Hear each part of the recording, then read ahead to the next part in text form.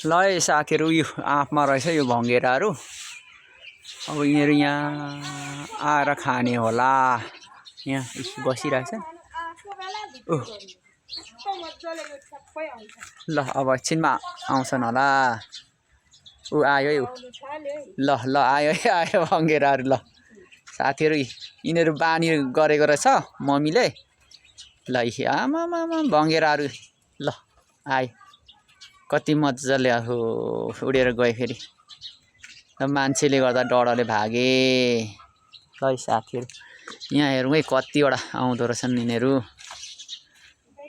ल मान्छेसँग चाहिँ डराउँदो रहेछन्। ल ल ल हेरौँ है अब आउँछन् है। ल रुँगिराखेका छन् कहिले चारो दिन्छन् भनेर। अघि एकचोटि चाएर गए तर्सेर।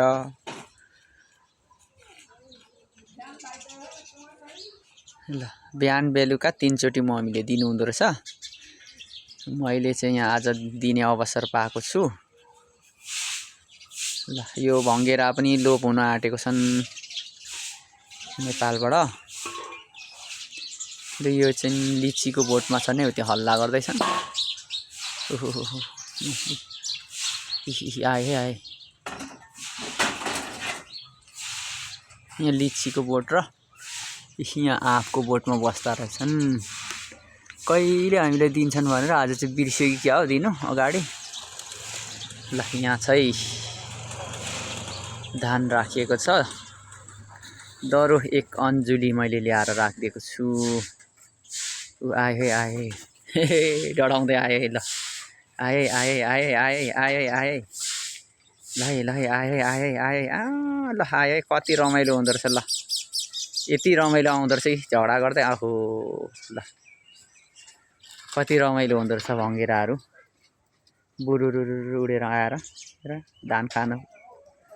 यिनीहरू पल्केको रहेछ है। लु मम्मीले पल्काउनु भएको रहेछ। ल ल ल ल हेरौँ हेरौँ हेरौँ।